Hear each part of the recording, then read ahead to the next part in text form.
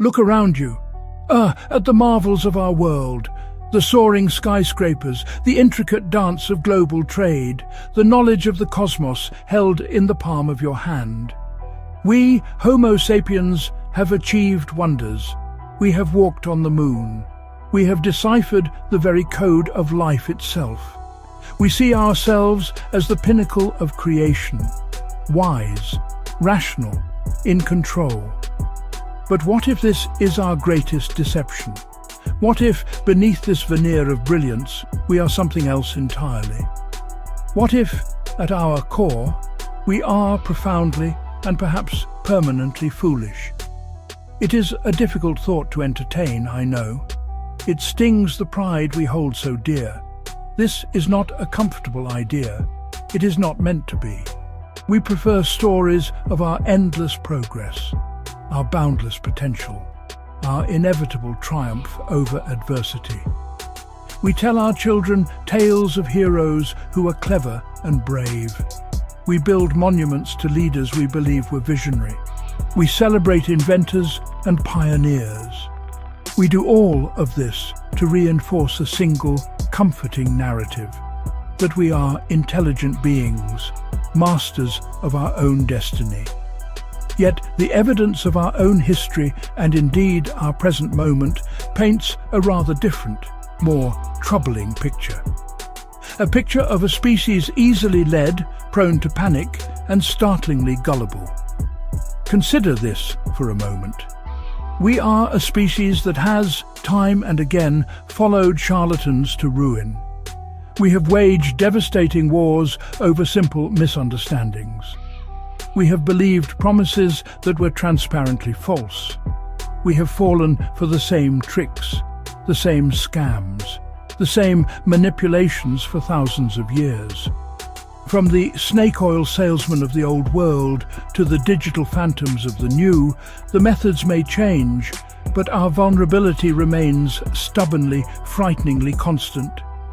Is this the mark of a wise and rational species?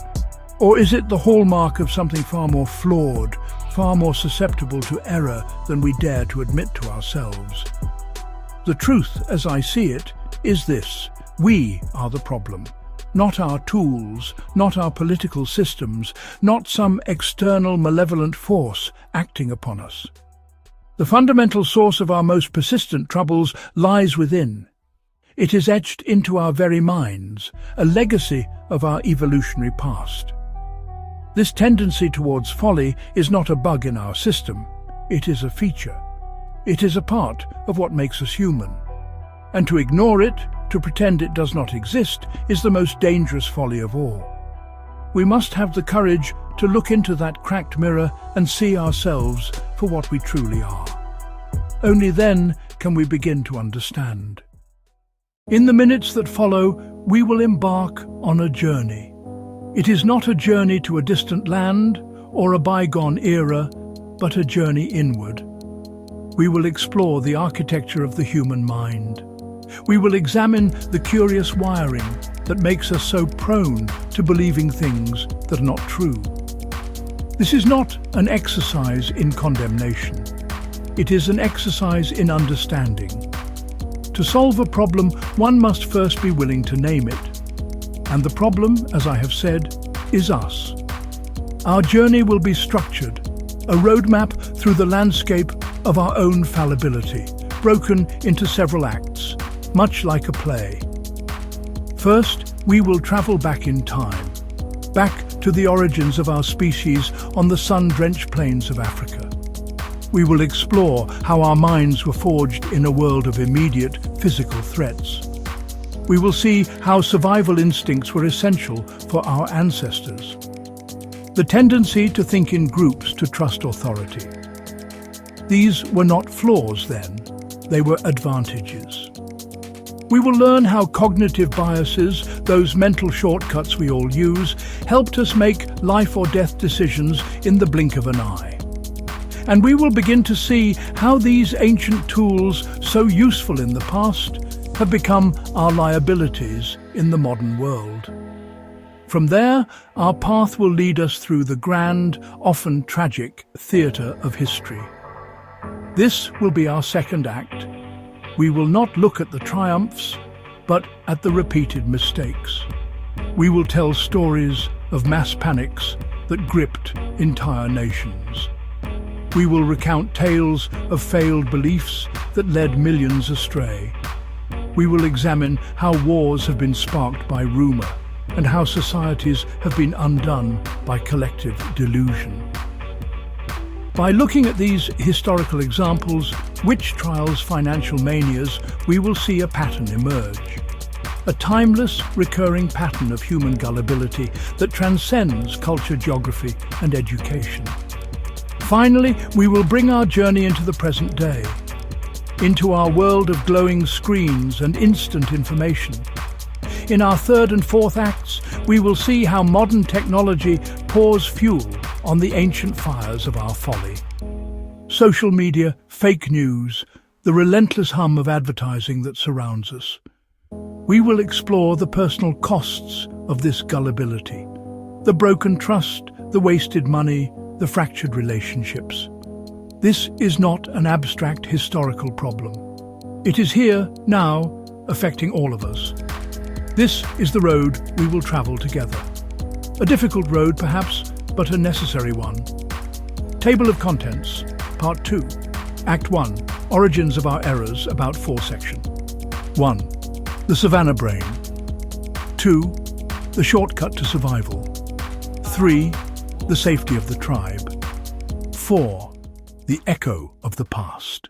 To understand why we so often err, we must first travel back. Very far back. Imagine a world without cities, without books, without the complex certainties of our modern age. Picture the vast open savanna of East Africa 200,000 years ago. This was the crucible where the human mind was forged. Our ancestors were not the strongest, not the fastest. They were vulnerable, living under the constant pressing threat of starvation and predation. Their world was one of immediate physical dangers. A rustle in the tall grass was not an abstract concept. It could be a lion. The shadow passing overhead was not a distant aeroplane. It could be a bird of prey. In this environment, survival was a matter of split-second decisions. There was no time for long, careful deliberation, no luxury for weighing all the evidence before reaching a conclusion. To hesitate was to die. To overthink was to be eaten. Our brains, therefore, did not evolve to be perfect calculating machines. They evolved to be survival machines, making rapid-fire judgments based on incomplete information. The primary goal was not to be correct all of the time. It was to avoid being fatally wrong even once. This fundamental principle shaped every circuit and pathway in our neural architecture. Think about the cost of an error in that world. If you mistook a waving reed for a predator, the cost was minimal. A moment of fear, a bit of wasted energy. You might feel a little foolish, but you would live to make another mistake. But if you made the opposite error, mistook a stalking predator for a waving reed, the cost was absolute. There would be no second chance, no opportunity to learn from your mistake. Your genes and the tendency for calm, rational analysis that led to your demise would be removed from the human story. Evolution, in its brutal and efficient way, selected for a brain biased towards caution, biased towards seeing patterns, biased towards jumping to conclusions. So the brain we carry between our ears today is, in essence, a savannah brain. It is an organ exquisitely adapted for a world that no longer exists. It is wired to react instantly to perceived threats, to make snap judgments, and to prioritize survival above all else. We are running Stone Age software on modern hardware. This is not a poetic flourish. It is a biological reality. The deep-seated instincts and mental shortcuts that kept our ancestors alive for millennia are still active within us. They operate beneath the surface of our conscious thought, quietly shaping our perceptions, our beliefs, and our decisions, often in ways that are no longer helpful. To navigate their perilous world, our ancestors' brains developed a set of tools. We now call these tools cognitive biases. They are not flaws in our thinking, not in the original sense. They are mental shortcuts or heuristics that allow us to make sense of the world quickly and efficiently. When faced with a deluge of information, these shortcuts help us filter what is important, fill in the gaps, and act fast. One of the most powerful of these is the negativity bias. This is our brain's tendency to pay much more attention to negative information than to positive information. A single criticism stings more than a dozen compliments. A scary headline grips us more than a hopeful one. For our ancestors, this bias was a lifesaver. Remembering the one-time berries from a certain bush made someone sick was far more important for survival than remembering the 50 times they were fine. Remembering the location where a lion was spotted was more critical than remembering a dozen safe, pleasant meadows. Bad news demanded immediate attention and action. Good news did not. This ancient wiring is why we are so susceptible to fear-mongering. It is why alarming rumors about a plague, about a political opponent, spread so much faster and wider than reassuring facts.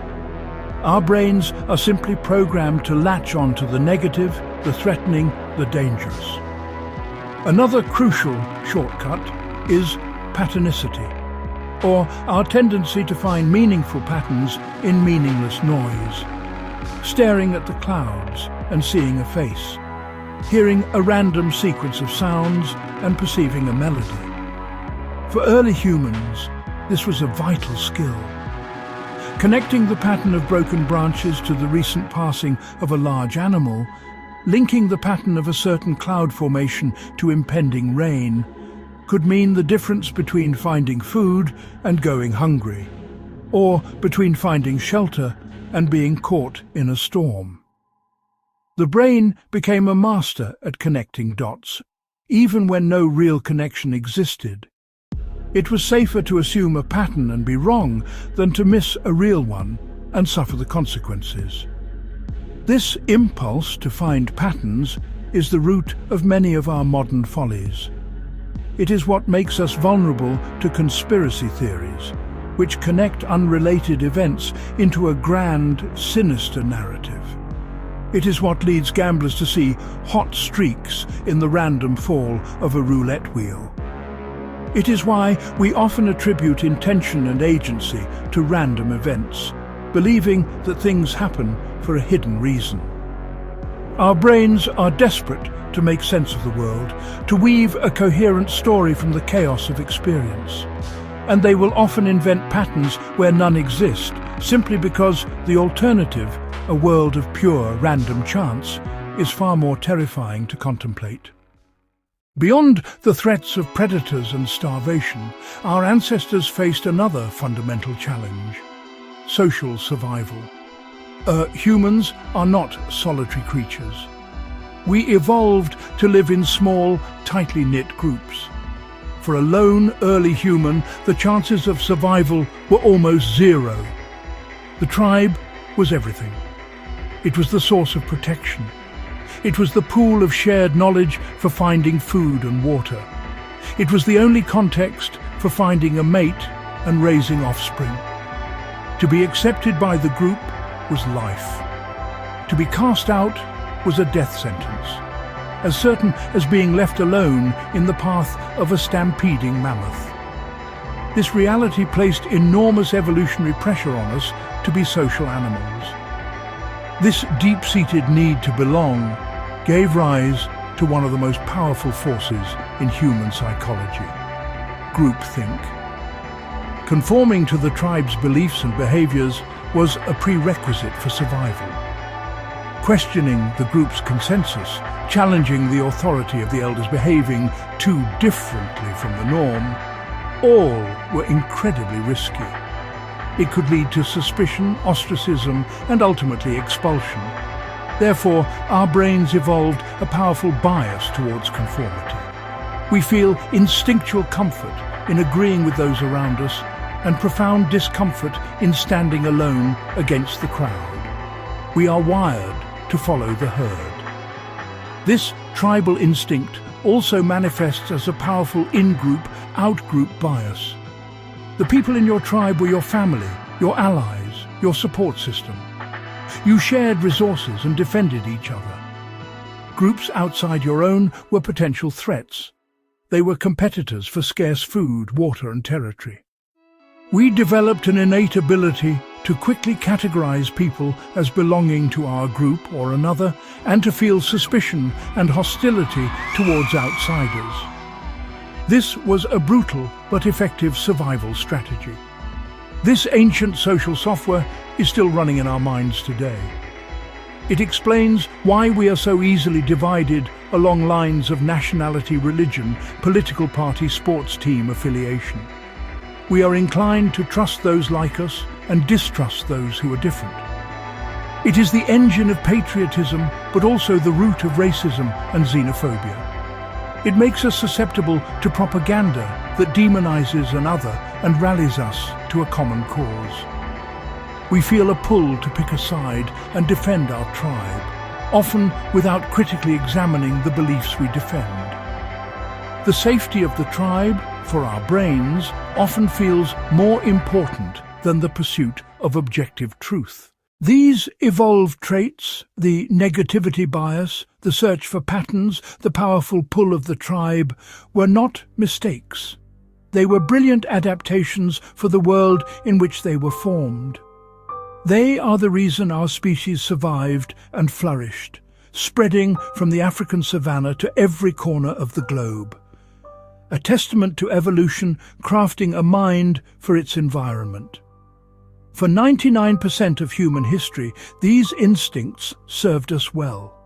They were our shield and our guide. The problem is, the world has changed, but our brains have not. The environment we inhabit is unrecognizably different from the one that shaped us. We live in a globalized world of billions, not small tribes of 150. We are surrounded by abstract information, complex data, digital technologies, not immediate physical threats.